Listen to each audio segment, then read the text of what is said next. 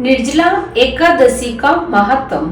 श्री भीमसेन बोले, हे पितामह, भ्राता युधिष्ठिर, माता कुंती, द्रौपदी, अर्जुन, नकुल और सहदेव आदि एकादशी के दान करते हैं और मुझसे एकादशी के दिन अन्न खाने को मना करते हैं।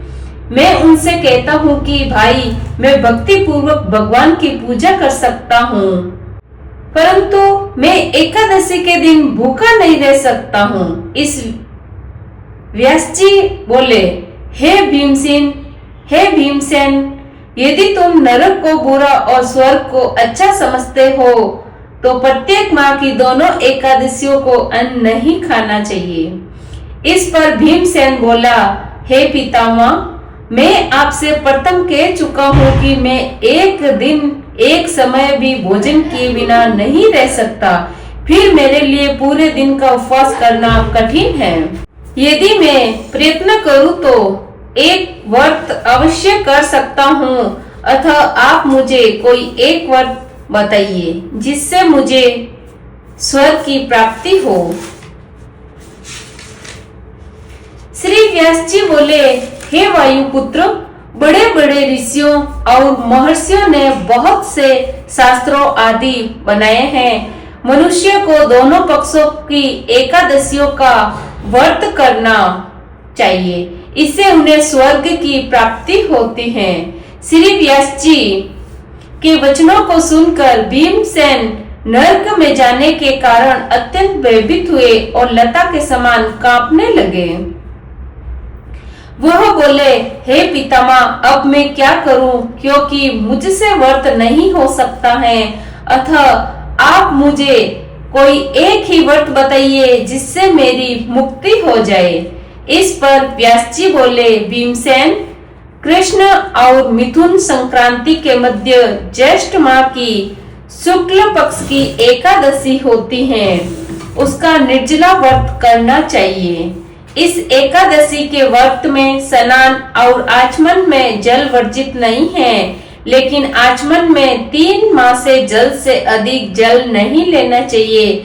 इस आचमन से शरीर की शुद्धि हो जाती है। आचमन में 6 मासे से अधिक जल मद्यपान के समान है। इस दिन भोजन करने से व्रत नष्ट हो जाता है। यदि सूर्य उदय से सूर्य अस्त तक मनुष्य जल पान नहीं करे तो उसे 12 एकादशी के फल की प्राप्ति होती है।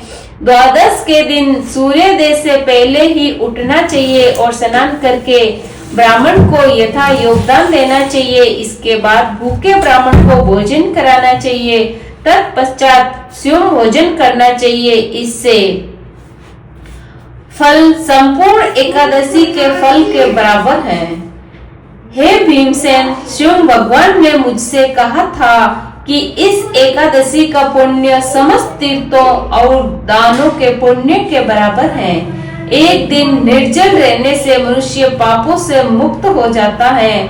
जो मनुष्य निर्जल एकादशी का व्रत करते हैं उसको मृत्यु के समय भयानक यमदूत नहीं दिखते हैं। उस समय भगवान विष्णु के यमदूत स्वर्ग से आते हैं और उनको पुष्पक विमान पर बिठाकर स्वर्ग ले जाते हैं। अतः संसार में सबसे श्रेष्ठ निर्जला एकादशी का व्रत है।